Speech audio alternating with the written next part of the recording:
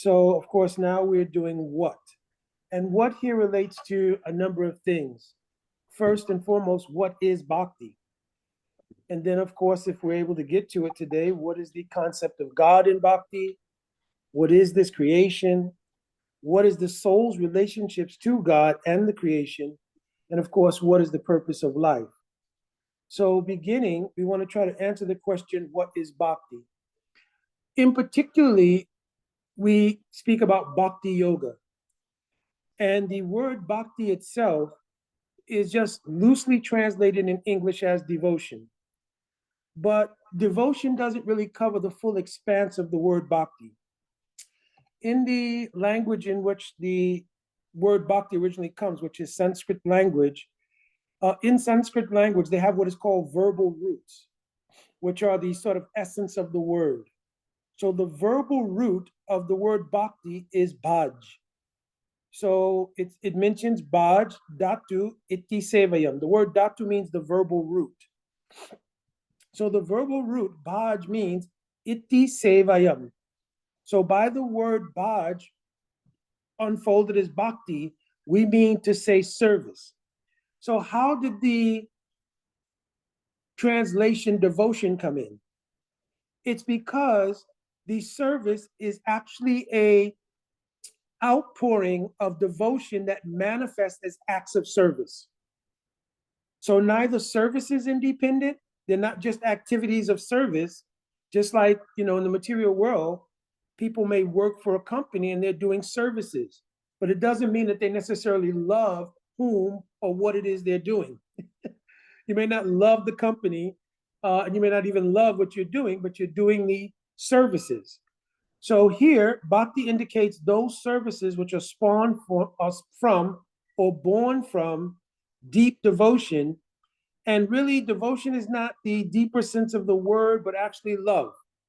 So that which is born from love manifests as devotion, which produces acts of service. That is one definition of bhakti. But once you bring in the element that bhakti is the genesis of actions in devotion based on love, as soon as you bring in this word love, it requires definition. Even in the material world, if you were to ask somebody to define love, you will mostly get sort of random concepts or ideas because it's really undefinable unless and until you discover the soul. Because love is not something that's generated from the material paradigm. The origins of love are in the spiritual paradigm. That's why in the material arena, it's very difficult to fully define it. If you ask somebody what is love, they'll say commitment, honesty, loyalty, a feeling. They may even use the word devotion, right? Maybe longevity, consistency. So you start to get all these sort of adjectives that look for a true definition. But actually, bhakti gives the definition of love. And it mentions there, I will say it in Sanskrit, but I will translate it in English. Sarvata dongsa rahitam yad api dongsa karane yad bhava bandhano yuno prema parikirtita. So prema parikirtita means, by this word prem, we mean to say, sarvata dongsa rahitam. That thing which cannot be destroyed or removed under any circumstance. So let's just chew on that for a second. That thing which cannot be removed or broken under any circumstance. But what about if a cause arose? Like in the material world, people can say, well, people don't just give up love unless there was a cause to give up love. But the next part of that verse says, Yad api dongsa karane. Api means even if. Even if there is a cause, karana, the love still does not break. But even when a cause arises for love to break, yad bhava bandhano yuno. The love creates more, and yuno here means two. It means, yuno means a connection between two people. Yad bhava bandhano, the bhav, the mood, the love itself, bond the persons, those two persons together even stronger. So in other words, when a cause for the love to break appears, it binds the two people together closer because it never breaks or removes the love. So immediately when you hear that, then the love that's being spoken about in Bhakti as the genesis for its actions or services means that love can't really exist on the material plane. So what it means, it must be a love that is generated from what's beyond our material conception of ourselves, and it must be rooted in the spiritual reality. So last week we spoke about who am I, and we came to the conclusion, just in paraphrasing, that we are the soul. It's not that we are the body and we have a soul. We're actually the soul, and the soul possesses, on a temporal basis, a material body. So in that material body, what is called love is not a genuine expression. Why? Because the nature of it being unbreakable is not a fact, right? Because death itself, the fact that this is temporary, the existence that each person has, whether it be mother and child, husband and wife, friend and friend, whatever the particular kind of love that's being exchanged is, it has a period of finality because this manifestation in these bodies is temporary. So some people will say, well, that seems a little harsh because I'm still remembering my loved ones. I still have love for them. But when people speak like that, they don't realize that the love that you have for them is based on the fact that you're still existing and your remembrance of your feelings. What happens when you leave this world? So one way to do the experiment would be to say, please give me the name. You loved your dear husband or wife so, so much. Can you please give me the name of your husband and wife from your previous life? You loved your children so much. Can you please give me the name of your children from the previous life? In other words, the whole reality has now shifted and you're putting focus into the temporal experience you have now. But that fact alone proves that death has the ability to break the love. It doesn't break the love for the person who may be remaining, right? And that love, therefore, is really not love proper, but our material concept of love may not be broken because they're in our memory as long as we're existing. But then when we pass on and we take up a new temporal karmic experience, do we remember who it was we loved in the previous life? Can we name them? Can we remember what they look like? Can we remember where it was? Can we remember who we were? You understand? So the fact that Sarvata Dongsa Rahitam, neither Donks broken or Rahitam removed, those two principles alone define that love cannot be something that exists on the material paradigm, because the material paradigm certainly will come to a close after its temporal period of time is up. So we cannot say that love is the basis of the actions of service here and call them love for real. Now, are they a reflection of love? Certainly, because we did also not create the idea of love. So we're simply reflecting an actual ideal that must exist on some plane in reality according to that definition. Again, for love to be unconditional, it means by nature it has to be eternal. Because if there's a condition under which it changes due to time or the temporary nature of our existence, it's not unconditional. It's conditioned by time. If we say that love is unmotivated, then again we have problems because everybody goes into any relationship based with some self-motivation. So it is, in other words, it's not that you see somebody and without any motivation, not their attractiveness, not their quality, not anything, you automatically fall in love with them. In fact, if somebody walks up to you and gives you that idea, like we romanticize love at first sight, but if anybody walks up to you and says, I love you, we would have some issue with that, right? Because the first thing that come out of your mouth would be, I don't even know you. You understand? So therefore, love can't be unmotivated. It has to be motivated by some quality, some familiarity, some development of relationship. So real love, if it cannot be removed and it cannot be broken, that is indicative of a love that must exist beyond the temporal experience. And it must be in a situation in which there is no possibility of temporal existence and that temporal existence coming to an end. Now, the next logical question would be, well, the soul that we spoke about last week, we acknowledged that there were three qualities of the soul. It is Sat, which means it's eternal. It is Chit, which means it has the capacity of cognition in a very prominent way. One, cognition allows us to have experience of this experience temporarily, but it also allows us to deal with cognition beyond this temporal experience. Other than that, we wouldn't be having this discussion. You understand? So cognition is a feature that goes beyond the temporal experience. And our principle of happiness, or ananda, also can go beyond this temporary experience, right? And that's generally what most people who take to any kind of spiritual life, they're looking for a way to perpetuate, because it is a natural, intrinsic feeling that I want to perpetuate my happiness. But we know that in the material paradigm, happiness is always counted by some degree of disappointment, misery, or suffering. And again, last week, you can reference last week, we described what is suffering, that it is the vicarious experience of the soul relating to the temporal experience as being real, right? So that's the genesis of suffering. So, but in the material world, you cannot experience happiness unabated. It doesn't matter how much facility you have, how much money you have, how much education you have, how much power you have. Everybody goes through a period where they have to experience some distress, misery, and so forth, because that's just the nature of the duality of the material world.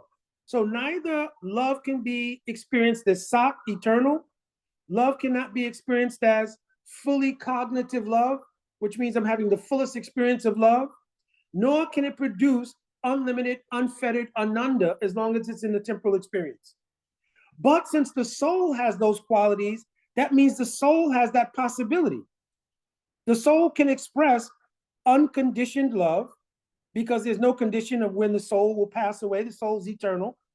It can experience the ultimate cognitive experience of love. It can also experience the height or the full expanse of ananda or happiness in love, because these qualities exist in the soul. But now, love is also an exchange between two persons. You understand? Love is an exchange between two persons. All right? And therefore, the ultimate object of the expression of love in the spiritual paradigm has to be the absolute truth or God. You understand? In other words, we have to have, just like we are eternal, fully cognizant in our spiritual perspective, and have the potentiality of the full expanse of ananda, whom that love and service is geared towards has to have that same quality, or you would find an incompatibility. So God, Krishna, is the manifestation of the objective of the love of the soul. Understand? So bhakti yoga means, the word yoga means to bind something together. Yoga means to create a union. The union of the soul with God based in this unconditional love, that is called bhakti yoga. Understand? So bhakti yoga is not just like some people say, devotional yoga. It's actually all these things I'm talking about. It's a very deep reality, right? And until there's some self-realization or self-discovery, you can't really do bhakti yoga. So therefore, we take up a practice in relation to bhakti yoga, which we'll talk about in classes to come, the how, right? We take up a practice to establish that unconditional, unfettered love in relation between the soul and God, right? Also, the idea of love can't be something that is, what should I say? that is channeled towards anyone else without God being the center. In other words, the question will arise, well, the love can only exist between the soul and God. So the answer to that is, by extension, what is God? If you ask the question, what is God? The better question would be, what is not God? Is there anything in existence which is not a manifestation of the energy of God? And if so, I'm asking if you could name it. Is there anything in the existence completely and absolutely that's not a manifestation of the energy of God? Nothing. Every single thing has its genesis from what we call God. Therefore, everything is actually God, but how it's God then becomes a feature of self-realization. Everything is God because everything is the energy of God. And those things which belong to someone naturally should be used in their service. So one of the things that comes up is, how do we relate to the creation? The creation, being understood to be a manifestation of the energy of God, should be utilized by the soul. So what, for instance, is the creation? Is this body part of the creation? Is all of the paraphernalia that we see in our experience, is it part of the creation? Is there anything which is not part of God's energy in terms of this creation, this material creation? If that's the case, the actual owner and possessor of all of these things is, by default, God. So the question arises, if the intrinsic nature of the soul is to love, right? And the object of that love is God, and love spawns service.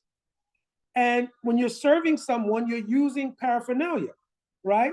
It's not just the emotion, but the emotion takes shape in the form of activity. That activity involves paraphernalia.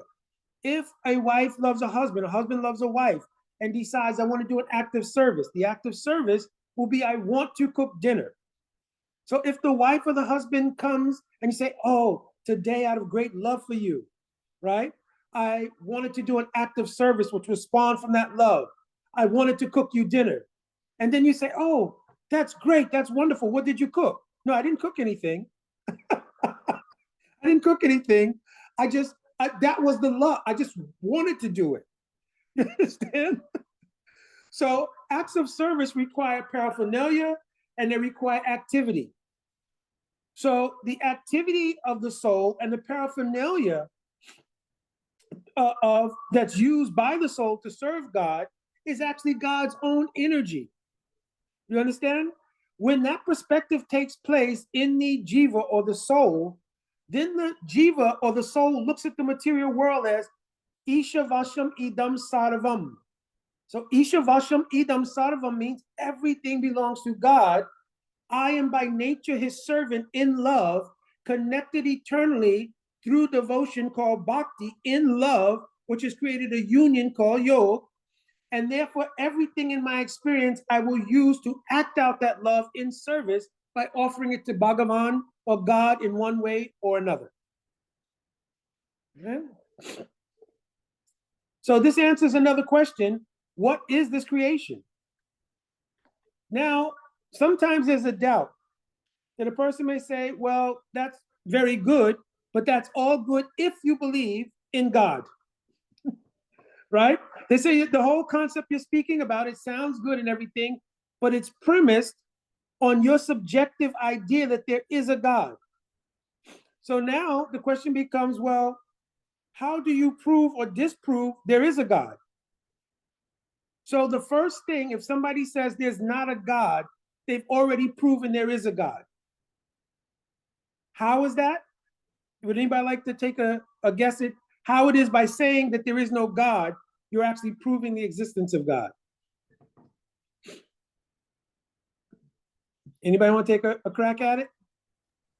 I would just say, based upon the way that you worded that, saying there is no, that means there is a. Like the negative part in the front of the no is saying that. That's just my stab at it, but I could be totally off base here.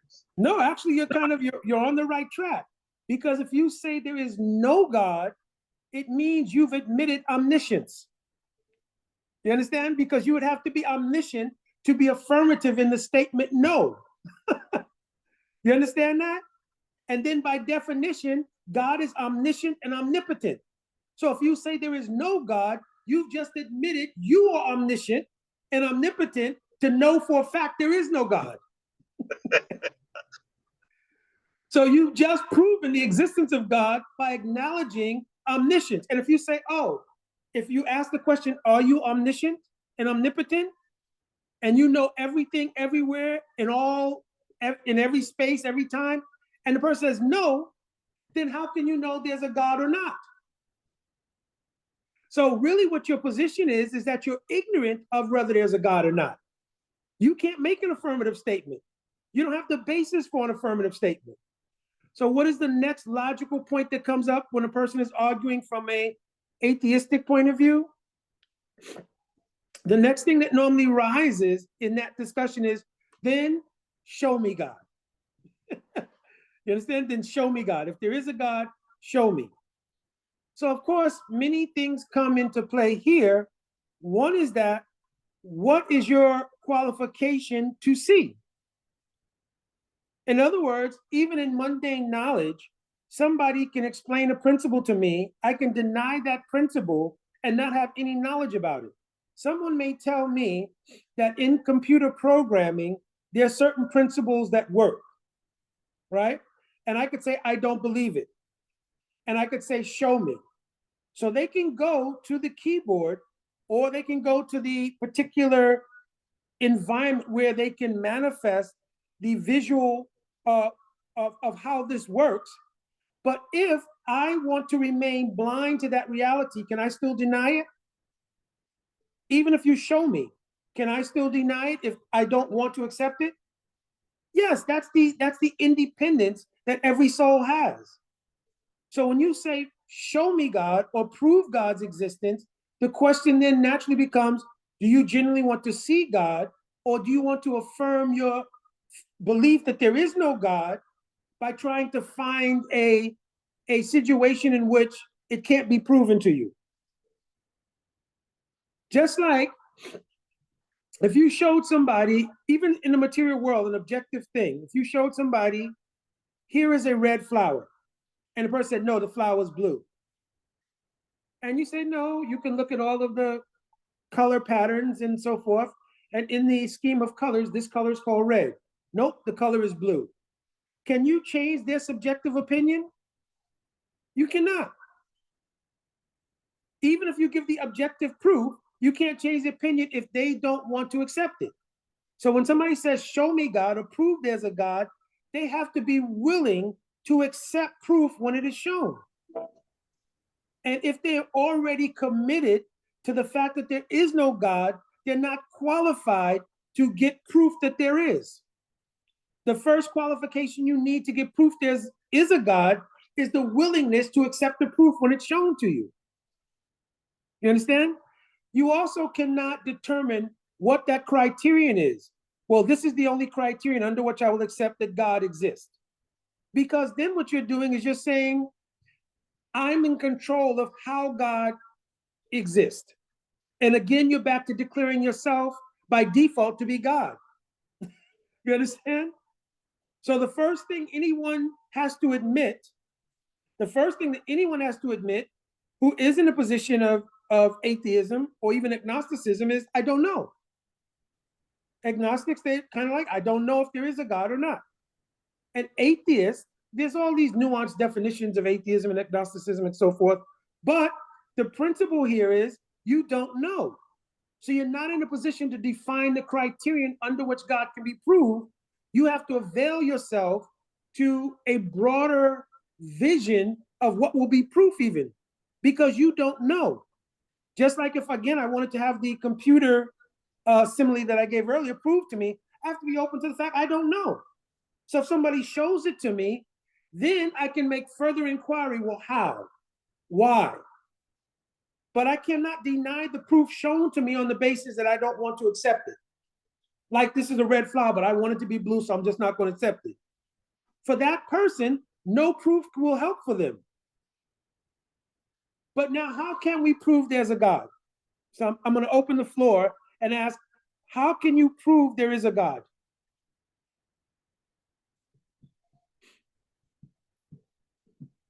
Anyone?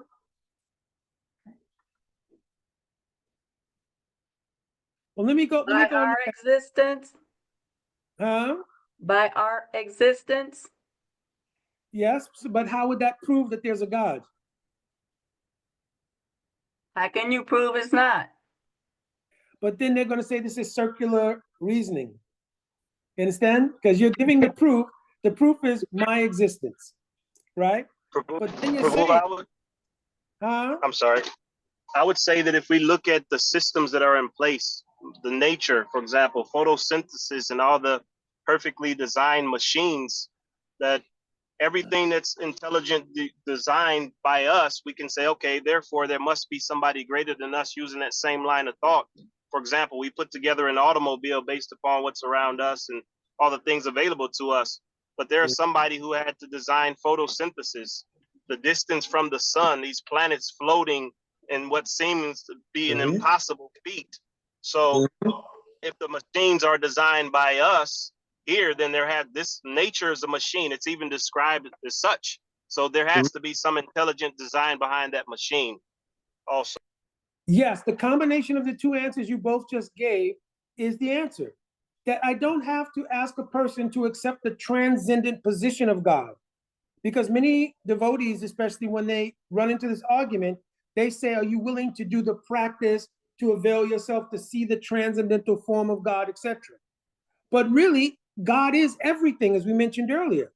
So when you look at the creation itself, it is God. And a few things are backing that presentation. One is what Sham Vallabha Prabhu just said, and Ganga Didi just said, right? She mentioned you're looking at the creation itself of our own existence, all of the complications of the human body, how DNA works, down to the atom and the structures of the atom and how they build the body. Can you trace out who did that?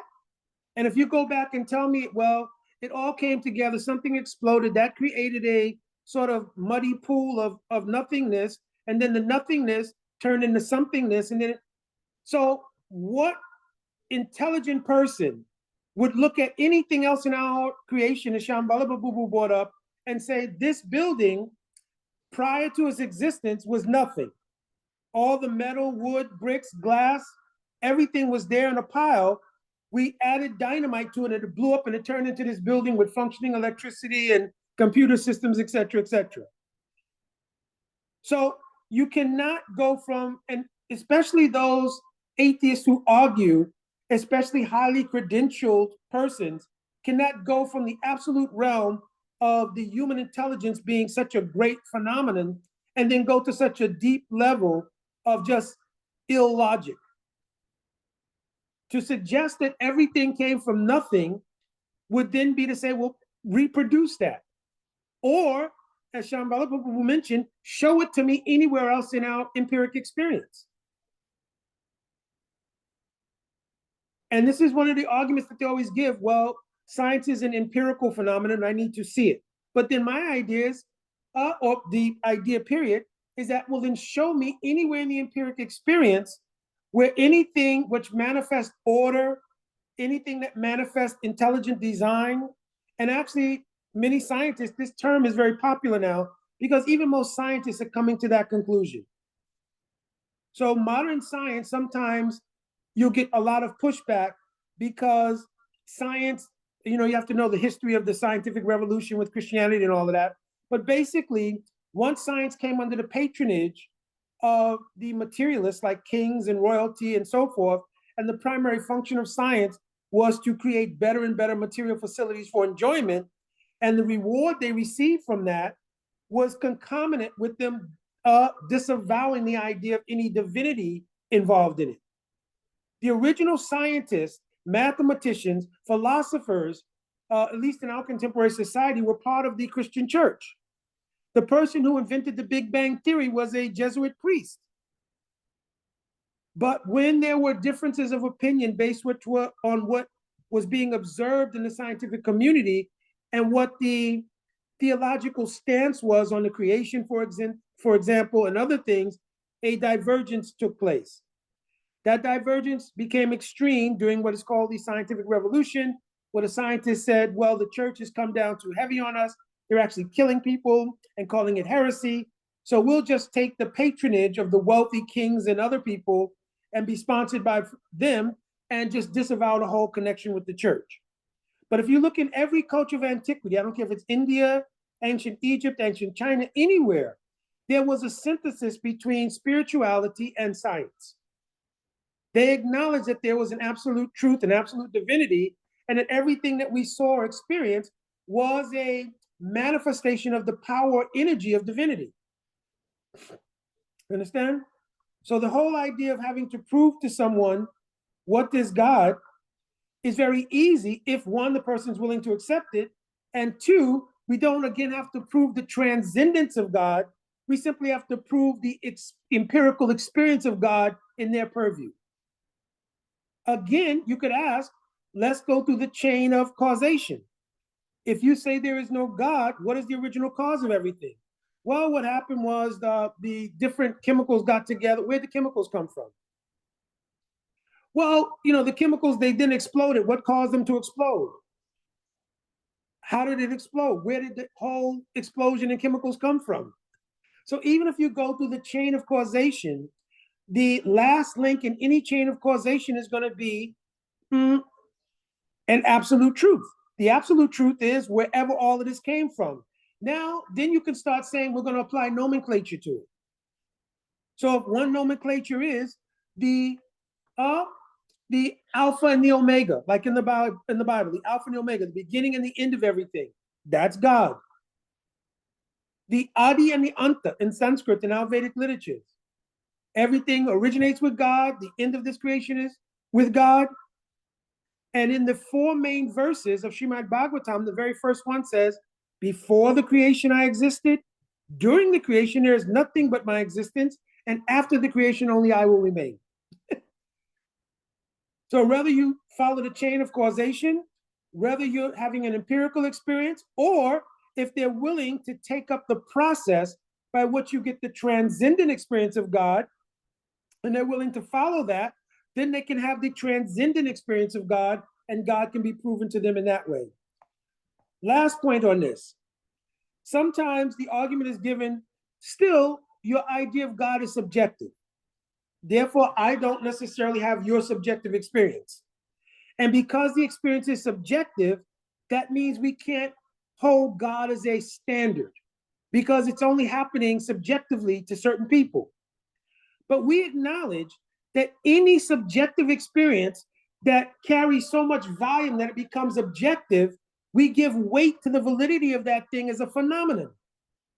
For instance, if one person has a certain mental idea or mental conception, that's your subjective thing.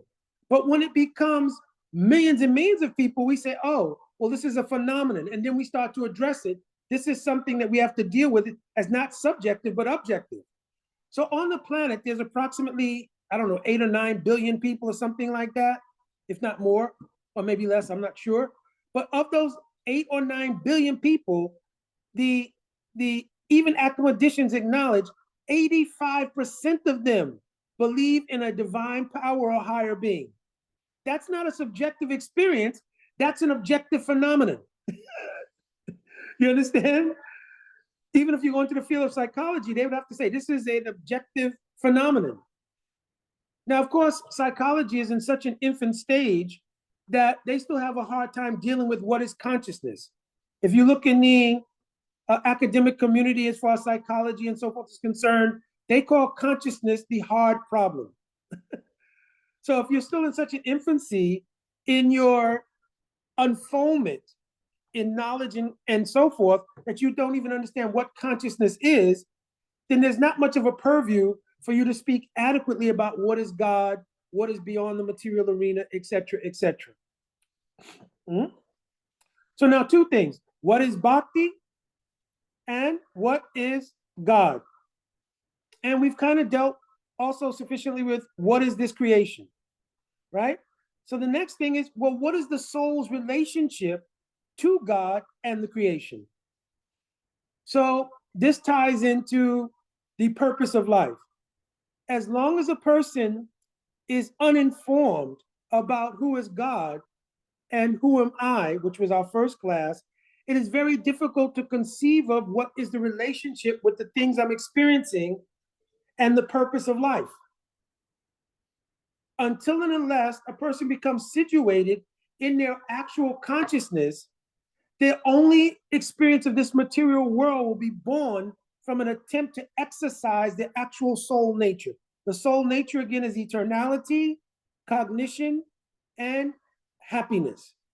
So when people look at the material creation in the absence of knowledge of the soul, they're trying to accomplish those three things in the material arena. I want to gain knowledge, right? The absence of knowledge also produces fear, right? Just like if you are in any public venue and suddenly all the lights go out and you hear a big noise, boom. Does everybody get nervous or not? The nervousness is unfounded in one sense because you don't really know what happened, but it doesn't matter. It's the absence of cognition of what happened that causes fear. Does everybody follow this? It could have been nothing at all bad. Maybe a book fell off the shelf, but it sounds like a gunshot. The lights went out at the same time. And therefore, our experience is that our lack of cognition of that, what happened, creates fear. You understand? So we're always trying to gain cognition and to avert fear and suffering by using our cognitive abilities to try to increase the ability to avoid any kind of suffering, fear, or anything like that. Secondly, are we not always trying to perpetuate our existence? Therefore, anytime a medicine comes out, anytime any kind of treatment that comes out which may make us live longer, you see people jump on it. Therefore, the pharmaceutical industry is a huge thing. Even to the point of absurdity where you can see a commercial that comes on and says, do your legs tingle? If your legs tingle, take Tingle Free. Now, Tingle Free may make you feel suicidal. It make you feel, right? So your legs won't tingle, but you may want to kill yourself. You know, so it's just absurdity. But in the perpetuation of existence, because we are eternal, people will buy into all of these things. You understand? In the material paradigm. And similarly, to find Ananda, people will go to all kinds of extremes, even those things which are bad for them. I remember when I was working in the police department in the early time of my work, there used to be a gentleman that I would see every day at one particular train station. And he just smoked, just like like chain smoked. And he didn't appear to have money for a place to live or anything else, but he always had cigarettes. Now, you certainly could, ask other people and get a cigarette or whatever, but he always had a cigarette. I never saw him without one. Then for about a month, almost 2 months, I didn't see him because I would always, when I was working in uniform, I would go to a particular train station. He would be sleeping there and I would say, hey man, it's that time, you have to go. So I didn't see him for 2 months. I finally saw him. He was sitting on a bench near where that station is. And I said, hey, what happened? He had I think it's called a tracheotomy, where they cut a hole in your throat, literally, right? And it was unbelievable, unbelievable. I'm telling you, with the tracheotomy, he had a cigarette in his hand. You understand? Because the desire for pleasure is so intensely ingrained because it's coming from the soul. But in the absence of knowledge of the soul, people go to the furthest extremes, even against their own interest, to try to find happiness. The entire intoxication industry exists off of this. The entire industry of illicit activities exists off of this. It's to exploit the tendency to try to enjoy. So as long as a person does not have knowledge of who they are and who is God, their ability to digest and realize what is this creation is very difficult because they see the creation as to be exploited. And that's coming from the tendencies of the soul, but filtered through ignorance. And the only way to change course is to have some enlightenment that point towards an alternative reality. As soon as one begins to hear spiritual topics, at that time, if they have not become too dull, at that time, the spiritual illuminating power that comes in the words, they're called Shabda Brahman. Shabda Brahman means spiritual sound. Spiritual sound has a power to penetrate the material filters. Because normally everybody who hears any information, we kind of, no, this was another class I gave. When people hear information, it becomes filtered through the false egoism, the material intelligence, and then the mind makes a determination to accept it or reject it. So as long as that material filter is there, it's very difficult to get pure information. But when you hear pure sound vibration, like the holy name is pure sound vibration, this is why our acharyas had manifested the pastime following Chaitanya Mahaprabhu to do Naga Sankirtan. Because when people hear the chanting, whether they're able to make heads or tails of it, the sound itself permeates the consciousness.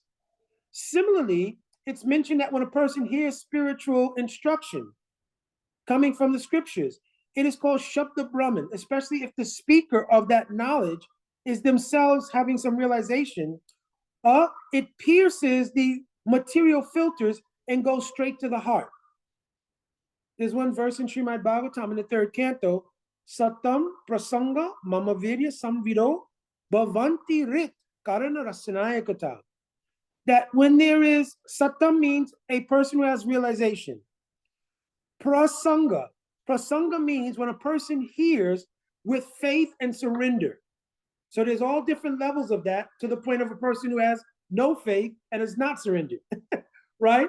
But if there is faith and surrender, then that association, which is called the sangha, becomes prasanga. In Sanskrit language, the prefix pra means prakrishtarupain. It means fully. So it means a portal opens up in which the full transmission of spiritual sound, not only the information, but the spiritual potency in the sound is transmitted, and it bypasses the material filters of false egoism and material intelligence. So satam prasanga mama virya. So Krishna is saying, my virya means my power. Mama virya samvido. The word samvad means the speaking of that sadhu. The power of God himself, the internal potency, is present in the samvad or in the word spoken by that sadhu. Therefore, bhavanti rit, it manifests and illuminates the heart. It didn't say that it enters the ears. It says it manifests. Bhavanti rit means it manifests in the heart. Bhavanti rit karana rasanayakata. When it manifests in the heart, it then appears on the ear. So mostly material knowledge is the opposite. It goes on the ear, then it comes into the brain, and then if it's digestible for us, we'll lend some emotional content to it so it touches the heart, because then it becomes something we want to do or accomplish. You understand? But spiritual sound vibration doesn't wait for that. Bhavanti rit karana rasanayakata. Karana here means the ear. So after it appears in the heart, then it goes to the ear, and it becomes, wow, that is amazing. You understand? That's where you get people reacting to hearing Harikata say, wow, that was amazing. Not because it went in the ear and their intelligence is saying that. It illuminated the heart. And the heart then checked the material intelligence and illuminated the spiritual intellectual capacity. And therefore, now it sounds very pleasing to the ear. You understand? So unless a person has the opportunity to hear that, then the darkness of the avijja shakti, the material energy, covers them in such a way they cannot ascertain how to properly deal with the material creation. When you do not properly deal with the material creation, you incur karma. Karmas of different varieties. There is akarma, which is dealing with the material creation strictly from a spiritual perspective, and therefore not incurring any bad karma or any good karma, but rather what's incurred from dealing with it according to spiritual perspective is that you gain spiritual pious credits. There is karma. Karma means, okay, I'm dealing with the material creation, but perhaps I'm dealing with it for my own enjoyment, but I'm at least trying to follow some religious principles in order to obtain that. Therefore, you're rewarded with pious activities in the sense that now you try to enjoy the creation, but you don't get necessary realization of the soul or God, even if you're practicing, quote, religion, because your own self-interest dominates the consciousness. So God then becomes a backdrop. This is the whole basis of what's called the prosperity gospel. Your blessing is just around the corner. You understand? So the hope is that there's thousands of people gathered in a mega church, all listening to the pastor who's the embodiment of successful life, cars, houses, wife or wives, and everything else. You understand? And so everybody's aspiring, this will happen to me. So they're hearing his words and digesting them as their own self-interest. So they're practicing some religious ideal, but the basis of it is their own self-interest. So this produces karma, because they may think, well, I will not do anything not spiritually sound, right? So they'll try to enjoy the world. The other thing is vikarma. Those who don't follow any kind of religious ideal and simply try to enjoy the world through sinful means. So unless and until one has a perspective on the soul and the soul's position, as we went over last week, the actual identity of the soul is called dasosmi. The word das means servant, right? But here, servitude, we've already described in describing the definition of Bhakti Yoga. Servitude here means the position under which, from the basis of the soul, I'm expressing in loving acts of service the nature of the soul's relationship with God. Expression in acts of service spawned by love, the object of that love being God. And by extension, everything and everyone connected to God. So this is another point to be made. The relationships that devotees have with each other, husband and wife, parent and child, friend and friend, those relationships actually have the quality of love. Rupa Goswami told, Tadati pratagrinati, guyam akyati prichati, bhunkte bojayate chaiva, sad vidam, priti lakshanam. The word priti lakshan means they have the quality, lakshan, of love. Why? Because they're based around the center of love between the soul and Krishna. But outside of that, if there's no central relationship of unconditional love with God, you can't express love in any other paradigm. We've already gone over that earlier. So when the soul is able to understand what is the soul, what is God, what is this creation, then one understands their relationship to the creation and God, then the purpose of life becomes clear. The purpose in life is only to establish my own real self identity, my eternal relationship with God. That becomes the essential purpose of life. So this answers the what question. What is bhakti? What is the concept of God in bhakti? What is this creation? What is my relationship to God in this creation? And therefore, what is my purpose in life? So we wanted to answer these 5 whats in this particular session. All right, I think we will open for some questions to elucidate anything that may have been my fault that I did not express clearly or properly. So any questions or comments? Hari Bo. Thank you very much for the class. You had a class this morning, I see, but I missed it somehow or other. I didn't get alert, so I'm going to have to be more mindful of when you speak. I wanted to say, you mentioned specifically about karma, and you also said we know that that's karma that's not associated with good or bad, but you mentioned pious credits, and I wanted to kind of see what you meant by that specifically, because you mentioned spiritual and pious credits, and I know that, you know, the pious credits sometimes that we talk about are credits that get you to go to heaven with the demigods, but you run out of those. So could you speak about that just a few more, a little bit more, because the karma I'm looking for is not the one that gets me to the demigods. I just want the one that is, without that. So that's all. So there are 2 kinds of pious credits. Those that are born from doing karma which means following any religious ideal, not committing any sins, and so forth and so on, but having still self-interest. When those pious credits are accumulated, it produces better facility in material life to the point of going to the heavenly planets. But again, as you mentioned, the stay in the heavenly planets is only a temporal one. So after experience in the higher material planets, one again comes back down to what is called the karma bhumi. Karma bhumi means the earth in which the activities produce good and bad, right? In the heavenly planets, the enjoyment based on the accumulated pious activities is so great, one cannot put effort into elevating themselves to a higher position.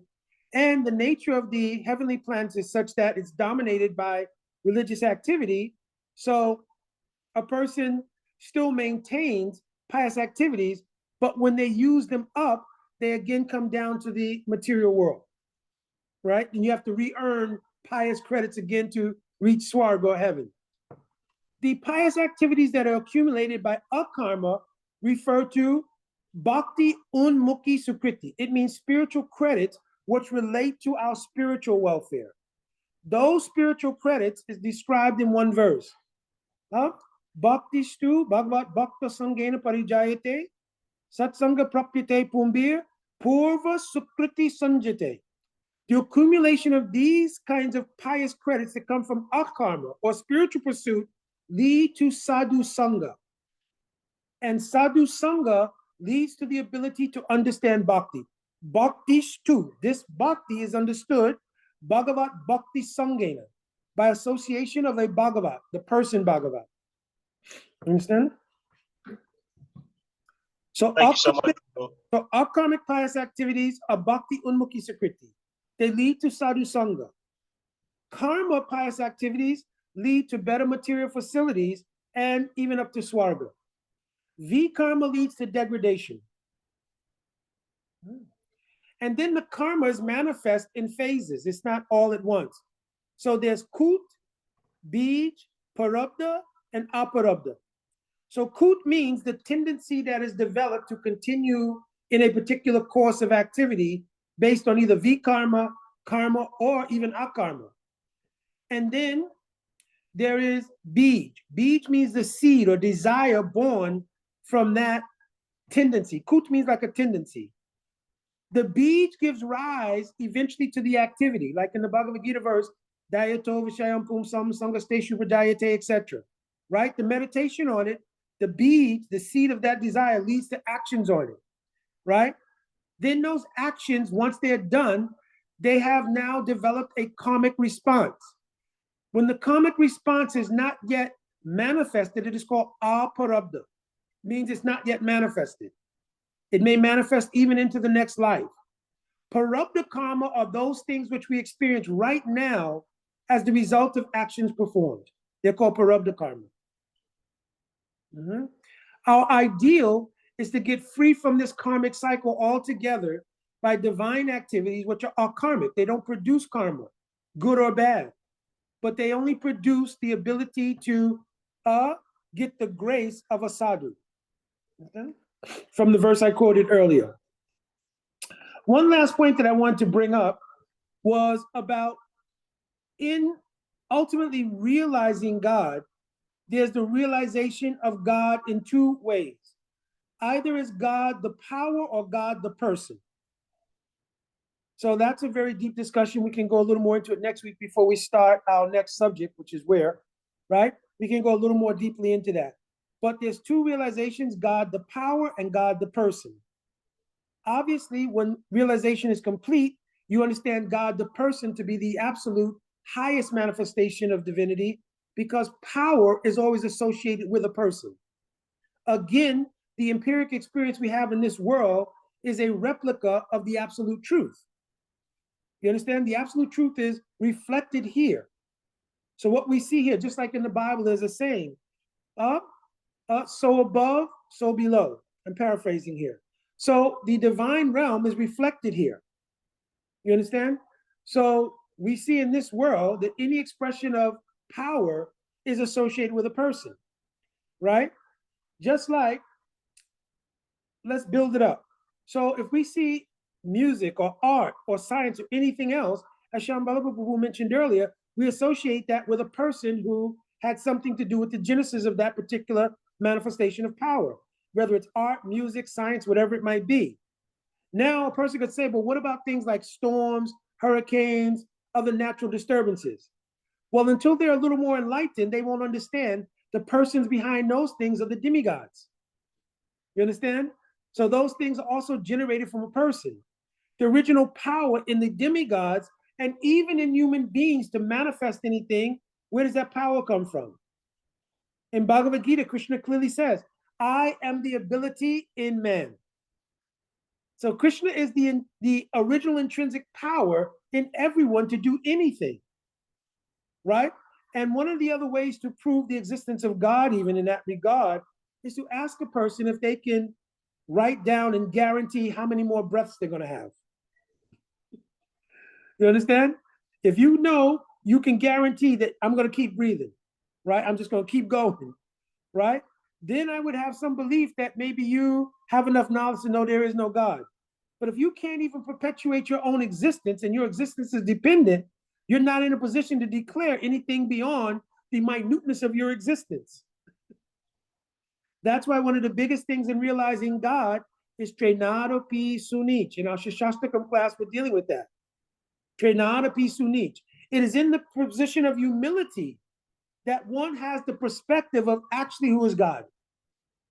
As long as one is inflated by false egoism, then it actually is a challenge to the persona of God. You understand? False egoism is a challenge to the persona of God because all the qualities that exist in God, wealth, fame, knowledge, beauty, strength, etc., we're trying to imitate that here. And the false egoism is the housing for the conscious ideal of trying to do that. So until the false egoism is given up by the act of humility, and humility has to be generated from the intentional practice of bhakti in search of divine love. Because there's a verse that says, Paripokena dainyasya Krishna prema ajasanvitanyate.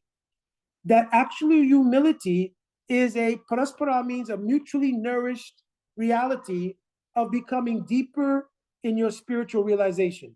The more deep we become in our spiritual realization, the more naturally humble we become.